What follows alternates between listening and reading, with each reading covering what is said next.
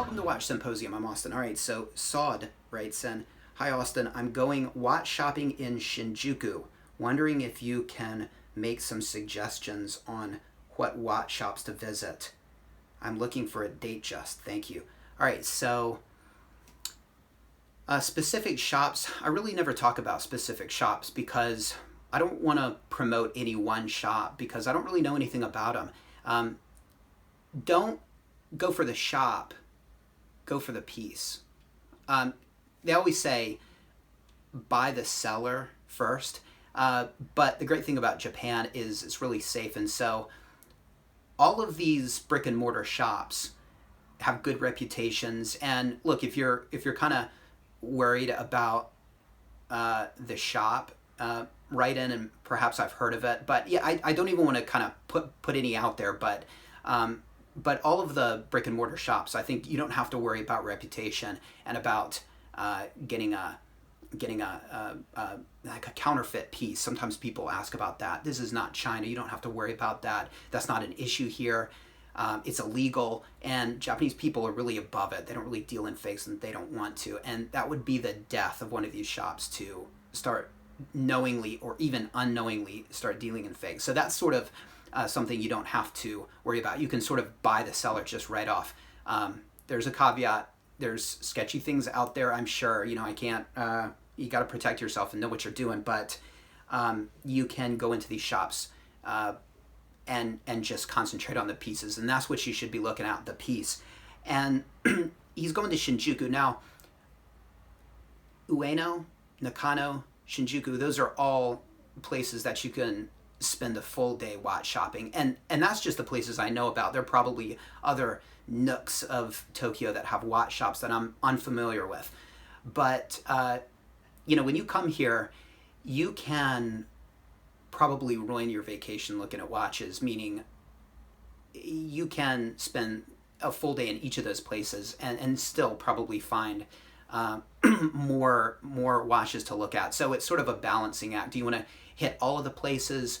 Do you want to hit one and look for that piece that checks off all your boxes and get it? I would say maybe that's the way to go, and especially if you're traveling with somebody. If you're traveling like with a woman, she's not going to want to spend all day in Nakano and then all day in Ueno and all day in Shinjuku. That could really ruin the trip, and it could actually ruin your trip too. So if I had to choose one of those places, I would probably say Nakano. But I haven't been to Ueno in a while. Shinjuku's great. I mean, they had a ton of GMTs last time. So I think you're good at any of those places. But I guess if you really, really, really want to choose the best piece, you probably should hit all of those places and check out, every model and then make your choice. But wow, you're going to be really overwhelmed afterwards. You're probably going to be sick of watches afterwards. Okay, so anyway, so I told him, worry about the piece and really not so much the shop. I wrote, I'll just read my response. I said, I can't recommend any one shop over the others because it really depends on the piece, not the shop. You should have lots of choices though, because the Datejust is really popular here. And it is. It's a hugely popular watch. A lot of two-tones here, but yeah, you see tons of Datejusts. You see tons of Rolexes, period. He wrote, which model or Datejust do you recommend buying? Well, that's sort of up to you, but personally speaking, I mean, I would go for an all steel Datejust. I think they're beautiful. I'm not into gold. I'm not into two-tone. I think I just love the aesthetic and the strength, and I'm not into the bling of gold, so I would go all steel Datejust. As far as bracelet, I would certainly go with Jubilee. I think the Oyster looks more masculine. I think the Jubilee is just so Datejust-esque and looks really comfortable. It just would be a great one watch, just a steel Datejust on a Jubilee. As far as the bezel goes, I like the engine turn bezel, but I think it's a little too retro. I think it looks dated, so I'd probably go fluted. I feel like getting a Datejust with a smooth bezel is sort of a waste because the fluted is just, again, so characteristic of a Datejust. So if you're asking me, steel Datejust Jubilee bracelet, fluted bezel. As far as dials go, I think the black stick dial looks the best, but the dials out there, there are tons of different options, and I would probably go for one with a sapphire crystal. You can get a pretty affordable 1601, but yeah, I don't think it's going to be as water resistant. So I would go for a modern 5-digit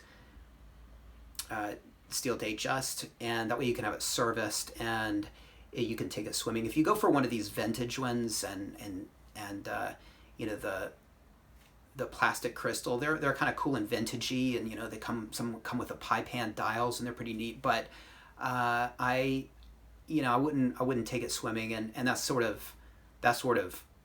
you want to do with your Rolex. You want to take it everywhere. You got to shower with your Rolex every now and then, right? You got to take it in a pool every now and then. So definitely have to take it to the beach, whether it's a two-tone or whatever. If it's an oyster, it's got to get in the water at some point. So yeah, that's what I'd go for, and good luck. Thanks for watching. Take care. Hey guys, would you like for me to take a look at your collection and tell you what I think? Well, if so, you can make it happen. I bring you the collection analysis for 50 USD, PayPal to me, link in the description to my PayPal account. I'll make a video just for you talking about your collection. Now, email me at austininjapan@gmail.com, and I'd like pictures of your watches to put in the video, and tell me about each watch. How much did you pay for it? What do you like about it? Why did you buy it? Tell me a little bit about yourself and where you want to take the collection, and I'll make a video just for you. I will look at it through my lens and a more general lens and talk about what I would have done and what I would do and what I'd do going forward. I'm not just going to focus on whether your pieces are valuable or whether you could flip them for cash. I want to look at the collection as a whole and give you my impressions. So if you're interested in a collection analysis, we're open for business. Email me.